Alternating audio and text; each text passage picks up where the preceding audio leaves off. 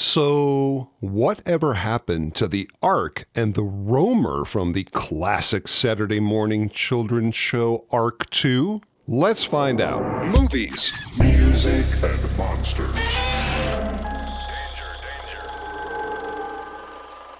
Hey guys, Dan Monroe here, talking about movies, music, and monsters. Now, before we get started, I want to give a huge shout out to Jim Small from smallartworks.ca and Patrick Hill for their huge contributions of information, which allows me to get the accurate details on this show out to you guys. Patrick Hill has created highly detailed and accurate plans for most of this stuff. And if you're interested in any of these amazing blueprints and drawings, his email is in the description. Check it out. ARK II, the live-action sci-fi Saturday morning television series, was pretty much aimed at children and aired on CBS from September 11th until December 18th of 1976. Like a lot of shows that were really quite good back in the day, for some reason, only got one season.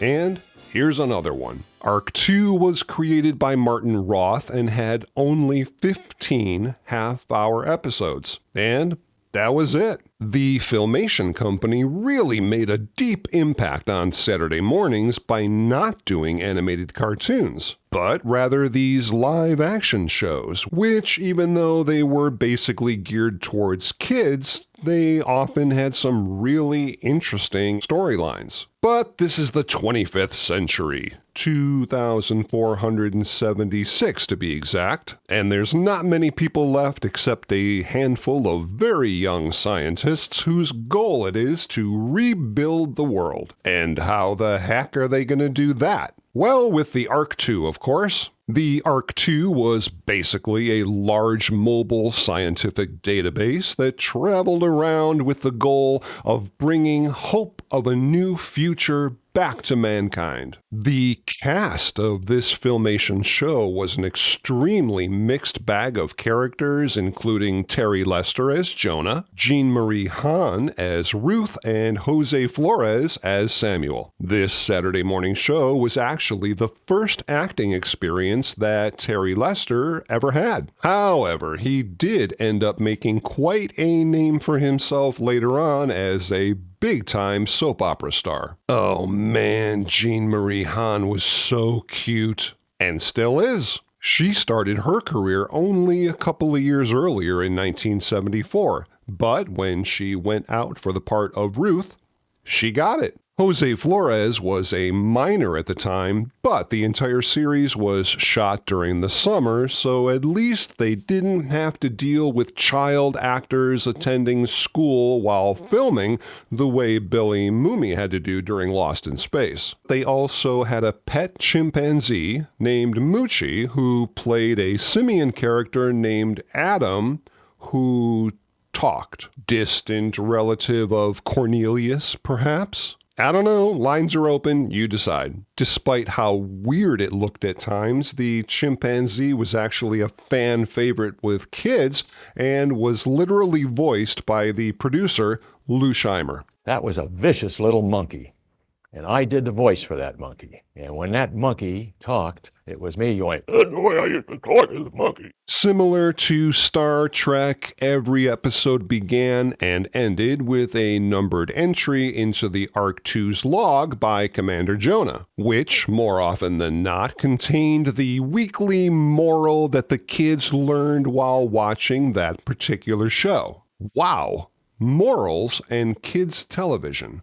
Certainly something you're not going to see in 2024. The series began filming during the summer of 1976, mostly at the Paramount Ranch near Malibu, California.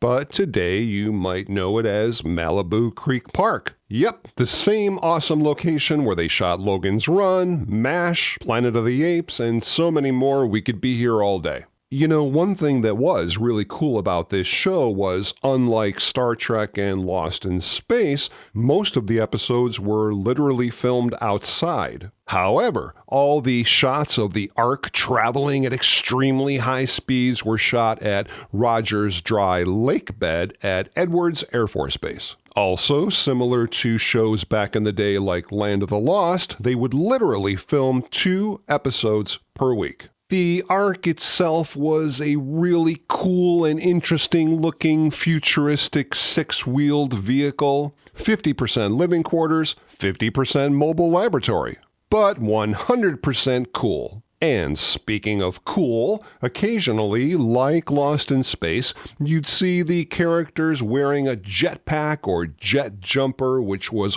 always awesome and fun to see. This is kind of interesting. All the sound effects inside the ARK II came from the Starship Enterprise from Star Trek. Filmation also produced the animated Star Trek series back in 1973 and had access to those amazing Star Trek sound effect libraries. Again, like a lot of shows from that time, this show had a ton of really cool guest stars. Jim Backus, Helen Hunt, Jonathan Harris, who was clearly made famous as Dr. Smith from Lost in Space, but also a very cool surprise guest in what is clearly most people's favorite episode, The Robot, featuring Robbie the Robot. I mean, come on, any show that has Robbie the Robot in it clearly has to be a fan favorite. However, this wasn't actually the real Robbie the Robot from Forbidden Planet. This was a replica of Robbie that was built by Bill Malone to do personal appearances and TV shows throughout the course of the 1970s. About a month ago, I did an entire deep analysis on what happened to Robbie the Robot after Forbidden Planet. Check it out, link in the description. Now let's talk about the incredible vehicles. The ARK II and the Romer vehicles were both built by Curtis Brubaker from the Brubaker Group. And no, this was not the Landmaster from the film Damnation Alley. Everybody seems to think it's the same vehicle, but trust me, it wasn't. The Ark itself was literally built on a garbage truck chassis, and the main body was fiberglass modules over a welded steel frame. The executive producer, Lou Scheimer, claims that they bought the truck base for about $75, but then put about $75,000 into it to create this legendary ARK II vehicle. Super cool. Boy, did we have fun doing ARK II. We built that piece of machinery and sent it out on a freeway to Paramount Ranch to shoot the series, and people thought they were seeing the space shuttle land. When they were filming the Ark driving, the person who was actually driving it wasn't in the cockpit at all, but rather underneath and in front of the cockpit in the underbelly section. The guy actually driving the thing could barely see at all, so he would often have to take directions from either the actor up top or listen to walkie-talkies, so the Ark didn't literally go off the road. And how did they get this vehicle from one set location to another? Simple. They drove it down the road. Wouldn't that have been something to see on the highways back in 1976? It's interesting that this show didn't have a single scene in the entire 15 episodes that was shot at night, primarily due to the fact that it was impossible to drive this enormous Ark around due to the lack of visibility. The Ark itself was really kind of cool to look at and definitely a unique design for the time, but it certainly did break down a lot. The Ark was manufactured specifically for the show, and there was one and only one. It was the prototype. And one of the things was it was always breaking down. It was sort of a running joke. We did have a standby welder. In the morning, if we didn't have anything immediately to do, we'd try and do scenes that involved it driving, and we'd go until something broke or fell off. And then there was the smaller ARK Roamer, which was a four-wheeled all-terrain vehicle that was, again, built by the Brubaker Company from a modified Brubaker box. Basically a kit car using a 1968 Volkswagen Beetle sedan chassis, all packed into a tiny little roaming vehicle with automatic transmission. Okay, but what happened to both of these really cool vehicles after the show? Well, as far as the ARK itself is concerned, since most of the ARK was made out of fiberglass modules, the front nose section was removed and later used in the show Space Academy as the front nose section of their ship, the Seeker. This nose section of the full-size prop was only seen in Space Academy during the scenes where the actors were on screen with the nose of the ship. As far as the rest of the ARK, other than the nose section, it was really not all that functional and never really worked right on screen, so it was thrown out. However, the Roamer survived. According to the current owner, the prop was originally refitted to look like an original box vehicle,